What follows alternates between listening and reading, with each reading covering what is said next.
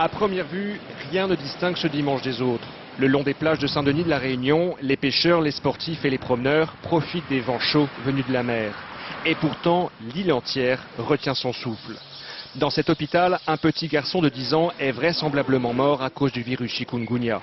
Dans les couloirs des urgences, de nombreuses personnes qui en présentent les symptômes, la plupart repartent chez eux avec un traitement. Mais quand cela se complique, ils sont transférés dans ce service de crise. 20 lits improvisés pour lutter contre le virus, presque tous occupés. Trouver 25-30 places qui a été fait, 35 en période de crise a été la limite maximum que nous pouvions faire. Si jamais l'épidémie devait flamber, à ce moment-là, bien entendu, il faudrait trouver des solutions externes à l'hôpital. On ne pourrait plus réagir. Nous sommes aux limites de l'élasticité du système. Heureusement, le personnel médical venu de métropole offre à l'hôpital une aide précieuse. Mais depuis quelques jours, le nombre de cas de chikungunya explose littéralement.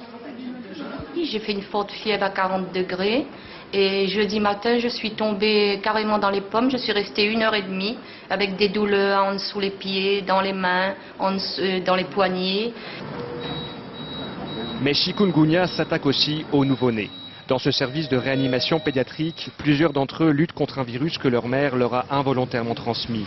Une évolution de la maladie qui n'avait encore jamais été constatée par les médecins et qui leur complique la tâche.